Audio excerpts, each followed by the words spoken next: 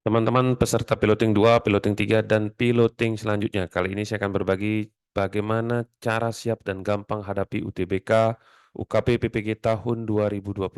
Jangan lupa subscribe, like, comment, and share video-video di channel ini. Teman-teman semua, berikut adalah skema lulus UKPPG tahun 2024. Yang pertama, teman-teman harus lulus uji kinerja, di mana uji kinerja itu adalah teman-teman akan dinilai perangkat pembelajaran dan video praktek pembelajaran yang sudah teman-teman upload. Yang kedua, teman-teman harus lulus UTBK, ujian tertulis berbasis komputer, yang terdiri dari soal objektif itu dalam waktu 120 menit, terdiri dari 50 soal, di mana dari 50 soal itu adalah 15 soal situational judgment test dan 35 soal pedagogical contents knowledge atau PCK. UTBK itu juga terdiri dari soal subjektif. Waktunya adalah 30 menit. Teman-teman akan menuliskan isian studi kasus reflektif itu yang terdiri dari 4 bagian. Nah, teman-teman, yang pertama saya akan masuk adalah mengenai tes PCK. Saya harus mempertegas kembali kepada teman-teman bahwa PCK itu adalah tes yang diberikan kepada guru yang mengukur cara mengajarkan materi ataupun konten pelajaran kepada peserta didik. Adapun komponen dari pedagogical content knowledge itu sendiri adalah bagaimana teman-teman memahami tujuan pembelajaran, bagaimana teman-teman memahami perkembangan peserta didik, pengetahuan tentang kurikulum, pengetahuan tentang cara mengajar, metode, model pembelajaran, dan lain sebagainya. Pengetahuan tentang penilaian asesmen diagnostik, asesmen formatif dan asesmen sumatif. Bagaimana pengetahuan tentang sumber daya, media, sumber belajar, dan lain sebagainya. Dan yang tidak kalah penting adalah pengetahuan tentang materi pelajaran ataupun konten pelajaran dan bagaimana hal itu diajarkan kepada peserta didik kita. Nah, berdasarkan hal ini, maka strategi kita untuk menjawab soal PCK itu sendiri adalah yang pertama adalah memang teman-teman harus memahami materi kunci. Untuk memahami materi kunci, teman-teman harus membaca 3 modul yang ada di sistem PPG tahun 2024 ini. Ketiga modul tersebut teman-teman harus baca dan memahami materi kuncinya. Misalkan teman-teman di sana ada materi tentang pembelajaran berdiferensiasi. Apa itu hakikat pembelajaran berdiferensiasi? Ada istilahnya juga di sana adalah teaching at the right level. Apa itu teaching at the right level? Teman-teman harus memahami materi kuncinya. Jangan sampai tidak. Yang kedua, teman-teman harus menemukan kata kunci materinya. Ya, seperti yang sudah saya sampaikan barusan, ketika teman-teman mempelajari materi, teman-teman mewakili materinya. Jadi untuk hal ini teman-teman sekali lagi harus membaca. Dan saya mendapatkan informasi dari teman-teman peserta, kemudian grup-grup di pusat bahwa soal-soal yang akan keluar adalah soal-soal yang kira-kira memang berkaitan dengan modul 3 modul yang ada di sistem PPG kali ini. Sehingga sekali lagi menurut saya teman-teman tidak ada alasan untuk tidak belajar tentang modul dan bagaimana menemukan kata-kata kunci di masing-masing materi. Yang ketiga strateginya adalah bagaimana teman-teman akan bisa membaca soal dengan baik dan cepat. Untuk bisa membaca soal dengan baik dan cepat, teman-teman harus mampu menemukan kata kunci di masing-masing soal.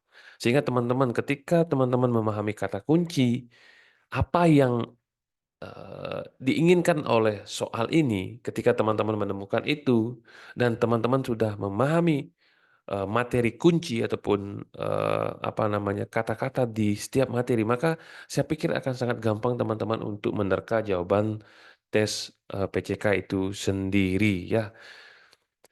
Jadi yang kelima itu memang teman-teman akan menemukan makna kata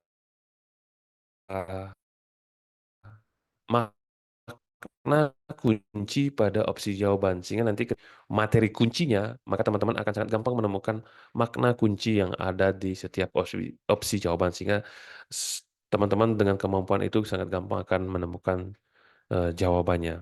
Nah, berikutnya yang kedua adalah tes SGT. Jadi, tes SGT adalah tes yang dilakukan untuk menyajikan skenario berbasis kasus yang disertai dengan serangkaian tindakan alternatif yang menjadi opsi jawaban. Jadi, peserta akan ditanyakan apa yang akan mereka lakukan jika menemui situasi seperti itu. Alternatif solusi yang paling baik itu adalah akan diberikan skor paling besar, misalkan poin 5. Sedangkan alternatif solusi yang paling tidak baik itu akan diberikan skor paling kecil. Sebagai informasi bahwa soal SGT itu terdiri dari 15 butir soal. Jadi jangan teman-teman mengambil waktu terlalu banyak di bagian tes SGT ini karena teman-teman akan dihadapkan pada beberapa solusi. Cukup teman-teman menjawab atau mencari 2 solusi terbaik dari 5 solusi yang ada. Berarti kira-kira teman-teman akan mendapatkan skor 4 ataupun 5. Nah, bagaimana sekarang mengerjakan soal SGT sendiri? Yang pertama menurut saya itu adalah teman-teman memahami konteksnya dengan baik. Isu apa yang ingin diungkap melalui soal tersebut ya. Saya pikir di sini informasinya adalah memang sulit untuk menjawabnya, tetapi ketika teman-teman memahami konteks dengan baik, maka teman-teman akan menemukan maksud ataupun isu utama yang ada di soal ini.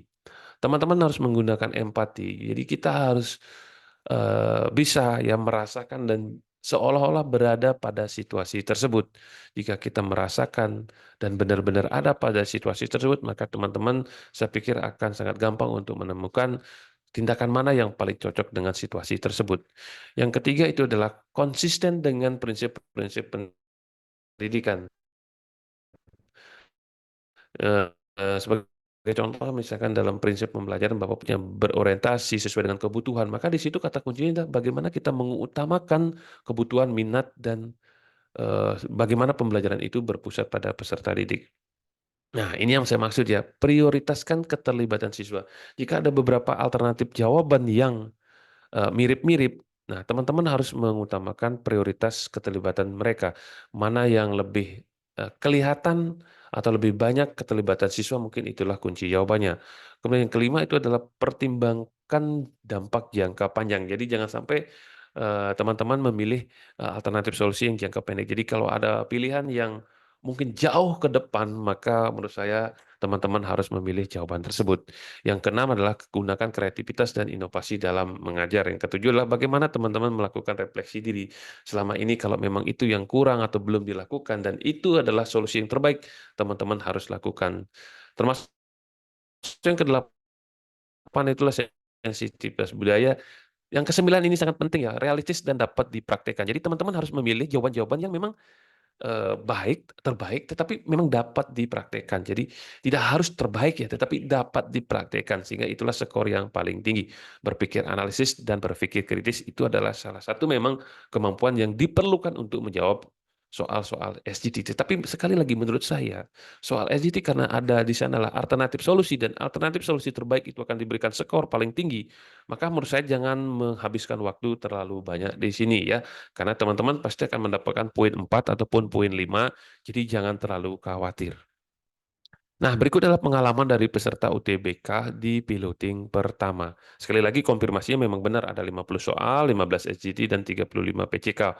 Waktunya 120 menit. Kedua jenis soal ini itu menjadi satu kesatuan, tidak terpisah ya. Ini SGT, ini PCK. Tetapi informasinya adalah dari hasil analisis mereka bahwa SGT itu memang benar-benar duluan. Nah, berikutnya yang teman-teman harus menyisakan waktu 5 menit sebelum selesai. Jadi teman-teman harus mengklik selesai ataupun konfirmasi selesai supaya jawaban teman-teman tersimpan dengan sangat baik. Walaupun akan tersimpan secara otomatis, tetapi menurut saya teman-teman harus mengklik selesai supaya tidak ada yang tercecer dan memang listriknya mati, itu tidak tersimpan dengan baik 100%. Nah, kalau teman-teman sudah klik selesai, konfirmasi selesai, maka teman-teman baru akan masuk ke soal subjektif yaitu ke studi kasus. Nah, di studi kasus itu memang ada 4 poin, itu maksimal 600 kata dan minimal 350 kata. Jadi di sistem itu tidak terhitung jumlah katanya, tetapi teman-teman harus sekali lagi mempersiapkannya ini lebih awal ya. Waktunya membuat studi kasus sudah 30 menit. Berikutnya adalah Kalau sudah selesai, jangan dibiarkan. Jadi teman-teman harus menggerakkan kursornya agak sedikit ke bawah supaya terlihat konfirmasi selesai. Jadi teman-teman harus klik konfirmasi selesai. Nah, informasinya banyak yang belum mengklik konfirmasi selesai sehingga tidak tersimpan studi kasusnya dan mengulang lagi di hari-hari berikutnya. Nah, sekali lagi menurut saya, jadi peserta UKP PPG itu kan banyak sekali. Sistemnya siapa tahu down gitu ya, lemah. Sehingga kalau teman-teman tidak klik selesai, itu saya takut itu tidak tersimpan dengan baik di database. Jadi sekali lagi, kalau memang teman-teman sudah selesai mengerjakan, ya waktunya sisakan setengah menit. Kalau memang sudah selesai, dianggap selesai, maka teman-teman mungkin bisa klik selesai ataupun klik konfirmasi selesai ya, sehingga supaya tersimpan 100% dengan baik ya, dan tanda kutip tidak ada yang tercecer. Kira-kira itu yang ingin saya bagikan di kesempatan baik ini, dan mohon maaf saya ini mungkin terlambat bagi teman-teman peserta piloting 2 dan piloting 3. Mudah-mudahan berguna dan untuk piloting-piloting yang selanjutnya. Terima kasih.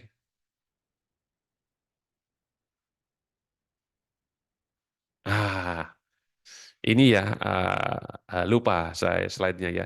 Jangan ada yang kosong ya, ada 50 soal, jangan ada yang kosong. Siap untuk studi kasus, siapkan dari rumah, hafalkan dan ingat klik konfirmasi selesai.